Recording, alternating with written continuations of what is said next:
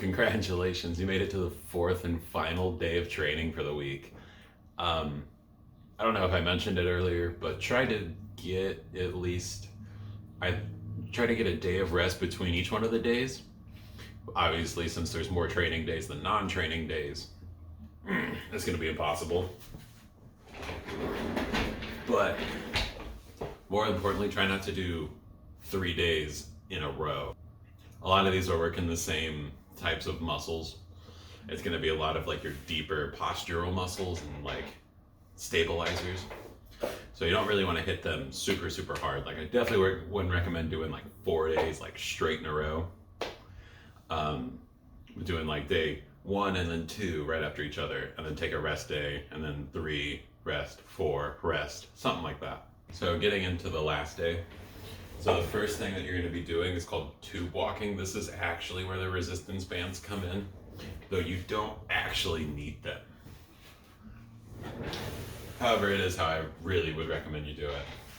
So what this is for, you're going to put your legs, so this one like really is like a short like rubber band. You're going to put your legs through here, and you're putting on pants. Hope you can see that. Anyways. You're gonna want them not on your knees, but a little bit above. So like my knee joint is like here, and it's up about like 4 inches. And I'm a decent example of what's called lower cross syndrome, where your knees kind of knock. There's other things with it too, but that's like the most obvious one. So I do these especially often to try to fix that. What you're gonna do is get down into an athletic stance. So from the side real quick.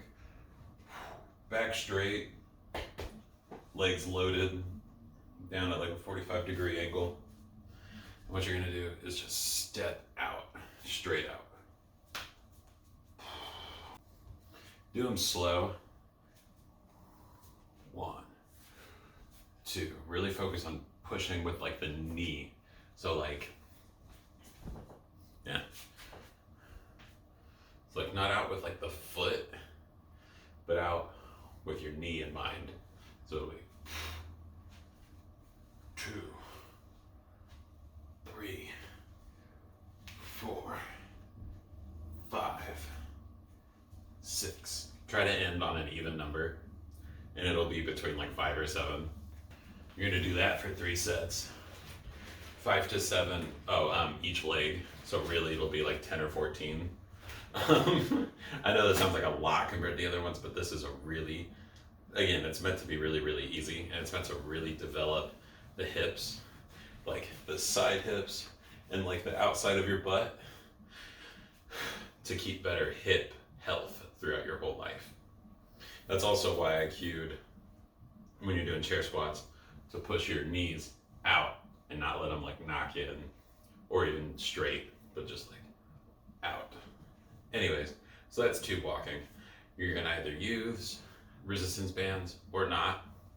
Especially if you're not using them, I recommend grabbing some weights to at least somewhat add resistance. Just back and forth. So that'll be 3, 3.5, 4. And you'll do them for 10 to 14 reps. Or it'll be 10 to 14 touches, rather. Stomach vacuums. These ones are weird, but it's an old, I got it from bodybuilding, but they use it in physical therapy as well. So you know it's legit. So what it is, it's gonna look kind of funny. You're literally going to suck in as much air as you can, and then you're gonna release it all until you're like a tube of toothpaste that's all squeezed, and hold it for a second.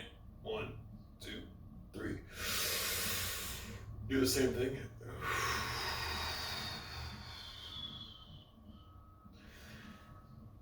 Okay, on the exhale, when you're fully exhaled, because that's literally all you're doing, is you're flexing like you're trying to make a corset with your own muscles. You just squeeze. By exhaling more and more and more. If you feel dizzy during any of this, stop, sit down, and then breathe normal again. But what this is doing is it's helping your deepest, most ab muscles, which are the ones that really keep you like upright and like healthy, where a lot of your power comes from, or like even just like walking comes from, is that really deep abdominal wall and pelvic floor. A little bit more of like what to do during this. I really recommend bending over and getting on something fixed. All the way down on all fours would be all right, but you really want to be like extended. So you don't want to be like close, because then it's not doing anything. You want to be like extended out. And when you exhale, you arch your back and let your belly hang out like you're blowing up a balloon. And then as you exhale, you're gonna curve in like a Halloween cat. At the same time as that, you're gonna be flexing like your butt muscles. I know that kind of sounds funny, but it really is for like your deepest stabilizer muscles all the way around. So floor up, belly in, and also back in. More and more of doing this, you'll feel yourself more like actively sitting. You'll notice yourself like maybe even like a little taller, because you're helping your spine to like stack correctly by really engaging all of what is literally your core, which is not just your abs, but all the way around and from your hips, like up into your body. So just to reiterate one more time, bend over, arch your back, exhale, Halloween cat. Hold it at the top for a second. Okay, full speed rep would look like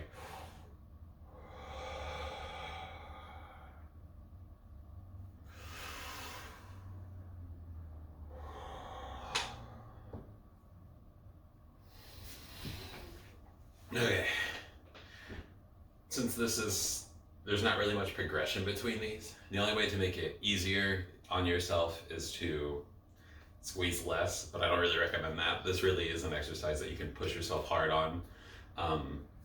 Be careful of cramping. Kink mixers, so what those are, you're gonna have weights like this. You're gonna open up, out, straight out like the cross, all the way in, touch, and back in. So when I'm doing this, I'm not just like pulling them out like this. I'm like pulling them apart, out, straight out, back in. And on this part, they're touching the whole time. Scapular retraction. And then it's really going to help your rotator cuffs and just overall weight like handling strength.